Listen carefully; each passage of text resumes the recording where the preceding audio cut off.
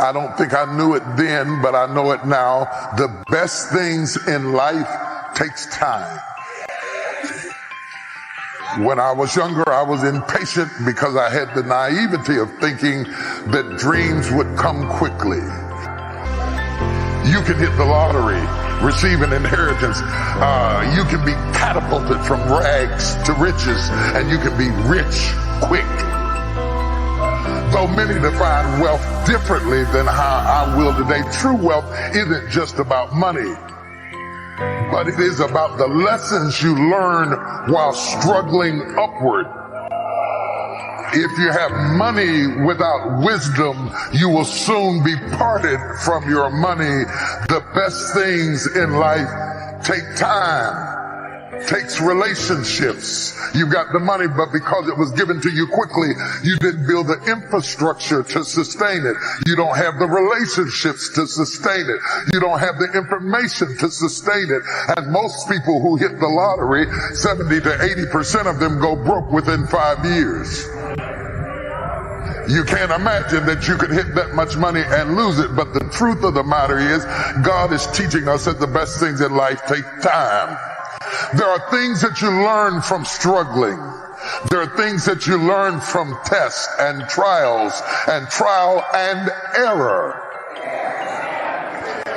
Some of my best teachers were failure. It takes time to do well. It takes even longer to be well. And that some people are seasonal. Some relationships are seasonal. Some opportunities are seasonal. And yet when we see the seasons change, we think the blessing has ceased. But it is not that the blessing has ceased. It is that the season has changed.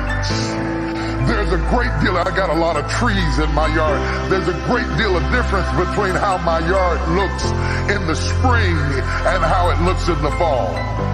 And by the time it gets to winter, quite frankly, the trees are ugly and barren and destitute. And if you came in the winter and saw it, you would have no idea of how beautiful it would be if it takes time. Time to plant. And there's a time to pluck up that which is planted. Do you know the difference in your life? The difference between knowing when to plant and when to pluck. Have you ever asked God, maybe you've asked him when to plant, but have you ever asked him when to pluck up? Or are you intent on keeping that which is planted to the destruction of plucking up that which you have become accustomed to? You can't have a new season until you are willing to say goodbye to the season you had. I call it the art of letting go, the spirit of release, not wrestling, releasing. Some of you are wrestling to hold on to something that God is trying to take away from you, and you need to release it and simply let it go. That was that season. If you are still talking the way you were talking 10 years ago, I've got bad news for you. You have a deformity, a spiritual dysfunction that keeps your thoughts in one dimension. That means you can't fall in love with your thoughts. If you are stubborn with your thoughts, you delay your next season. I have watched some of the greatest people in every industry you can imagine. I've had the privilege of having relationships with people who were at the top of their game in just about every industry you can imagine. Those that leave the greatest impact understand timing. Timing is everything. Timing is everything. Say it with me. Timing is everything. People don't realize that part of the art of baking is timing. There are a lot of people that cook but don't bake because part of the art of baking is timing. The difference between a dry cake and a moist cake is you've got to understand it's timing. know how many people have had visions, ideas, and huge career moves that they were about to make, and they allowed the word no to stop them? When you make the decision to do what you want to do with your life, just know this: because the family and the friends in your life do not share your vision, in most cases, they will be the first person to try and talk you out of what you want to do with your life. But know this: only those that can see the invisible can do the impossible. People that don't have any dreams for themselves, they tend to be dream killers. They'll laugh at you. They'll call you names because they have no dreams. They don't want it. Most people go through life holding back. If you get into the habit of just being mediocre, it will become a part of your consciousness. If you get in the habit of giving less than what you have it within you to give, it will begin to reflect itself in your personality. It will begin to damage you psychologically. And you don't want to be a part of that kind of self-destructive behavior. You want to set some high standards for yourself. There's greatness in you. And you've got to learn how to tune out the critics outside and the critic inside. And since I'm going to do this, I'm going to harness my will. And I'm not going to let anything stop me. You have to be relentless. You have to never let off the gas, never stop, never quit. Never allow anyone to talk you out of the dream, the vision, and ideas. And understand that for every level, there's another devil. It is the devil's job to create challenges, issues, and conflicts, insecurities, fear, because he wants to put you to a test. But I can tell you now, I piss the devil off every day because I just don't stop. And the devil is so mad. This fucking guy. Doesn't matter if he gets sick. It doesn't matter what happens to his money or his finances. Every time he gets out of his bed and he's on a mission to get it done. And as you begin to look at your life, decide that you're going to start working on that dream. You're going to work and nurture that idea. Now, there will be people that will criticize you. There will be people that won't see it for you. But I say to you, don't let nobody turn you around. You don't need anybody to understand it. You don't need anybody to approve you. You don't need anybody to say, go ahead on and do it. If you get that, that's fantastic. If you get that encouragement, that's great. But I say stand up within yourself boldly and say, this is my life. I'm controlling my destiny. You're going to make a lot of mistakes. You're going to have a lot of failures. You're going to have a lot of struggles. You're going to feel dumb and ask questions and don't know what to do or where to go. You got to know why you're out here. Because you're going to get your butt kicked.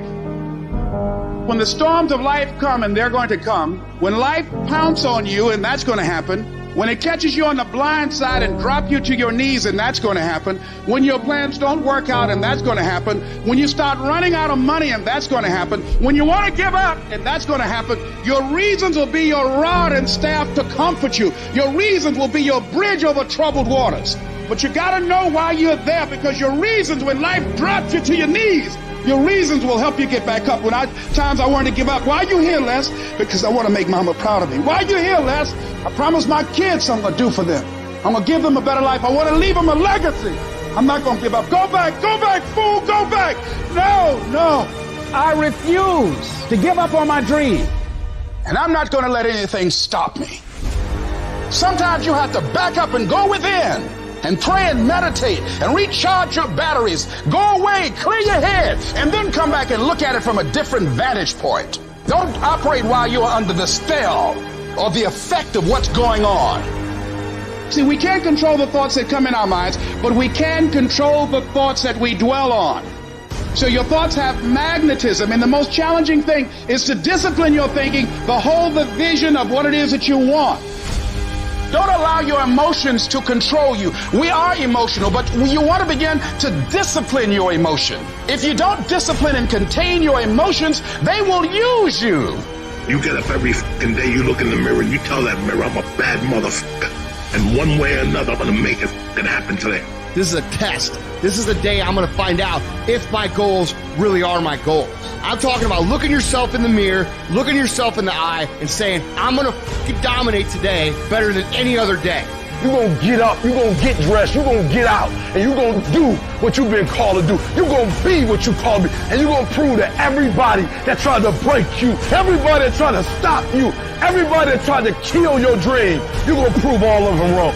I'm going to show them all they're wrong because I'm the champion. I'm going to prove I'm the greatest. I'm going to prove to you I'm the greatest. I'm going to prove to the world I'm the greatest. There'll never be one like me. And you've come too far to only come this far.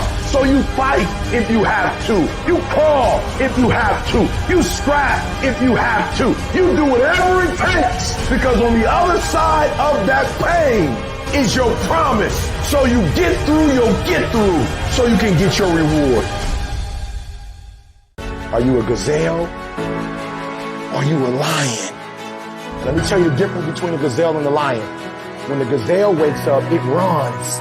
But if a lion ain't chasing it, it stops running. But when the lion wakes up, it don't need nobody to push it. It pushes itself. Why? Because he realizes that if he does not catch that gazelle, not only him, but his family don't eat. What are you playing this game for? What's your passion? What's your drive? What's your purpose? What's your purpose for playing this game? No alarm clock needed. My passion wakes me up. My drive wakes me up. My determination wakes me up. My ability to be, do, and have whatever I want, it wakes me up. What wakes you up? What drives you? Why are you playing this game? Is it just a game? Or do you eat it? Do you sleep it? Do you drink it? Have you possessed the game?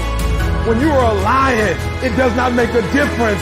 You realize that if your family is going to eat, that if that pack of lions is to survive, then you gotta go home. You don't have an average experience. You a student, I need you in lion mode. You an entrepreneur, I need you in lion mode. You try to lose weight, lion mode. You can't do nothing significant in gazelle mode. Nothing impressive happens in gazelle mode. Nothing happens in run mode, give up mode, quit mode, scared mode, fearful mode. Nothing happens. Everything happened in lion mode like I'm coming to get you. A part of being a beast just ain't eating a gazelle. A part of being a beast is the hunts. It's the hunt that they're excited about. They like to see the gazelles run. Then boom, they take off. Because real lions like to hunt. They love the process just as much as they love the prize. And some of y'all just want to score. You don't like the process. You're not in love with the process. A true hunter's goal is not the prize. A true hunter's goal is to hunt. That's what they live for. They live to hunt. They don't just live to catch it. It's the whole process. I'm like the lion. I'm not the gazelle. I don't need something external to motivate me. I find something within. When you are a true hunter, you don't go by time. You go by the gazelle. When you are a true hunter, you hunt until you get a gazelle, and you don't stop until you get one. And then you get another, and then you get another, and you get another. Keep playing the game. Keep grinding. Keep working. Look at your belief system every single day and stick with it. Don't rush the process. Trust the process. Don't rush the process. Trust the process. From this day forward, I will give 120% or nothing at all. When you want something bad, you can't count the cost, because if you count the cost and you see how much it costs, you might quit, you might give up. So you got to go in knowing that I don't count the cost. I do as many push-ups as it takes, as many reps as it takes. I study as long as it takes. I pay whatever the price is. Why? Because if I start counting the cost, I might quit, I might give up, I might surrender. Don't count the cost. You get to a point when you don't count it. You just do whatever it takes to get whatever you want. Winners win and losers lose. And if you create a culture of losing, if you keep being a victim, if you keep letting losing happen to you, if you keep letting people do you and treat you any kind of way, it's going to become a culture. You got to give up that mediocre part of you. You got to give up this common thinking you've got, telling you can't do this, that you can't have this, that it's not possible for you. You got to give that up. You got to trust yourself. You got to know you came here with the stuff in you. You are a winner. You were born to win. It is your right to win. It is your right to have your dream. You don't get this stuff. You don't get these ideas unless you also have the capacity to make it happen. Use your gift and become stronger, become better, become faster, become smarter, become more productive. And you know what? You will build a life that says, I told you so. without having to say a fucking word.